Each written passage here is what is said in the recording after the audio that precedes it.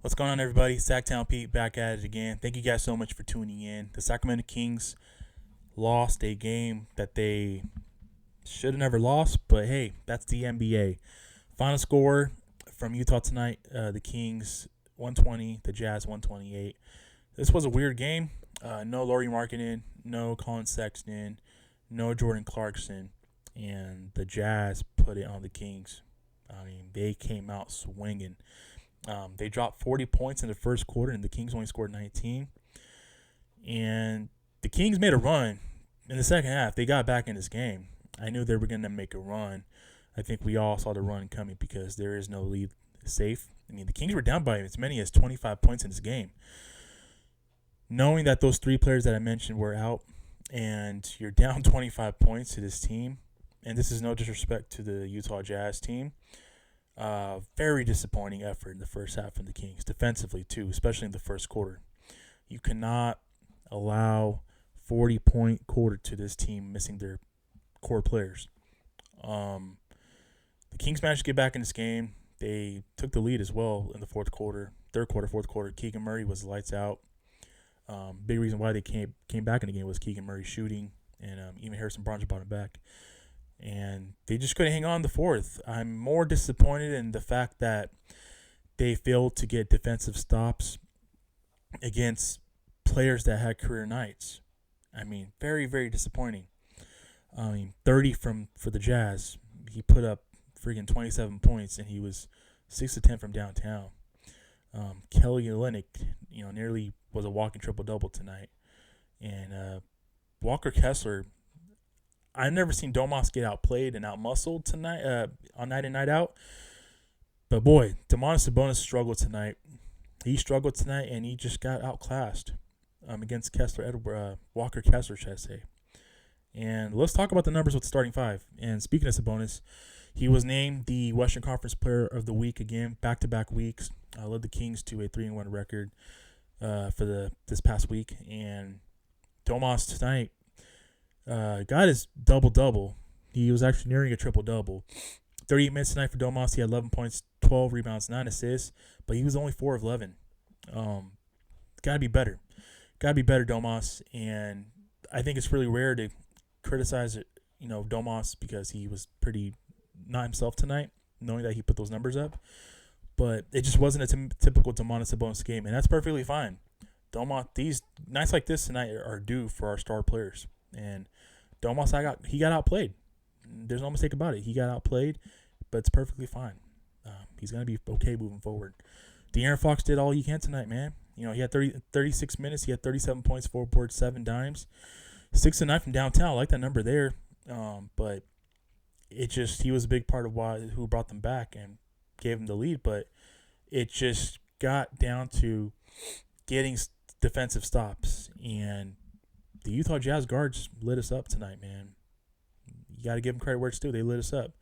Keegan Murray was awesome. 32 minutes, 22 points, 6 boards, 1 assist. He was 6 to 14 from downtown.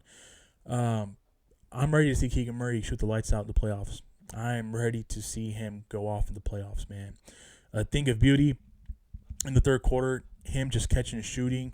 I mean, he had 6 3-pointers tonight, guys. That's a freaking good number to be at. And I don't want this to stop. I want to see Keegan Murray continue to thrive and shoot 5, 6, or even more, have more 3-pointers made in the game. Harrison Barnes, 30 minutes tonight. He had 16.6 boards, 2 assists. He missed some key wide open shots down the stretch in the fourth quarter when this game got tight. And but make no mistake about it, Harrison Barnes was a big reason why the Kings got back in this game, especially even closing out the first half. You're down 25. You make a couple threes. You get to the free throw line, draw attention, draw some fouls, make your free throws. He was a big reason why the Kings cut the lead down at halftime to, I think, 15 or 16 points. But definitely sucks to see him miss those threes at the end of the game because they were wide open threes, and they should have went in. Kessler Edwards got the start again for Kevin Huerter tonight. In 19 minutes, he had 6 points, 1 board, 2 assists. I like Kess, man. Even though he struggled today, just gotten some wide open good looks from beyond the arc. They didn't go in. He was 0-2 from there. But just like the ability to kind of just plug and play him, I like what Mike Brown's doing with Kessler Edwards and giving him minutes, man. So good to see Kessler Edwards' development. continue to develop. Let's take a look at the bench. Trey Lyles tonight, 26 minutes. He had 3 points, 3 boards, 2 assists. Malik Monk, 24 minutes. He had 15 points, 3 boards, 3 assists.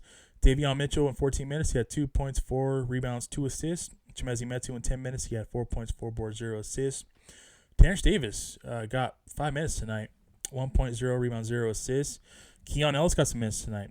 4 points, 3 boards, 4 minutes. He had 3 points, 0 rebounds, 0 assists. Matthew Dellavedova had 3 minutes tonight, and he had 0 points, 0 rebounds, 0 assists. You know, Keon Ellis and Dellavedova we're not accustomed to seeing, but this game got ugly real quick. So Mike Brown just tried to give him a shot and see what he can get from them. And it was good to see Dellavedova and Keon Ellis on the court tonight. TD got 5 minutes. He had 1 point. You know, it just was one of those nights where TD could have been definitely used as a spark plug off the bench tonight, and he just didn't. In the minutes that he got, he had a point, but was kind of surprised he didn't get more minutes in the second half. And, yeah, TD just got to stay ready, man, to get his number called up on and get more minutes than what he got tonight. Overall from the field, you know, we're 42%, 42% overall from the field. You know, 19 of 52. We took 52 attempts tonight as a team from the beyond the arc, and we made 19 of them. That's 37%. You know, 19-25 from the free throw line, 76% there. We had 6 turnovers and we had 28 dimes. But make no mistake about it. Am I disappointed in tonight's game? Absolutely, I'm disappointed in tonight's game, especially the fact that you lost to this team without their head honchos, their core players, and Sexton, Jordan Clarkson, and Lauri Markkanen. But this is good. This is good for us. A little adversity is good for us because you got to have some adversity, you know, a little bit of it. And I think that we were long overdue for a game like this tonight. You know, we were 11-2. We had the best stretch coming out since All-Star break. We've been the best team in the NBA since All-Star break coming out. And a game like this, even though I'm disappointed, it was definitely long overdue. And I'm glad it's over and done with now. You know, we have another game tomorrow night in SAC, and we're playing, you know, one of the beast teams from the East in the Boston Celtics. So it's going to be a tough game.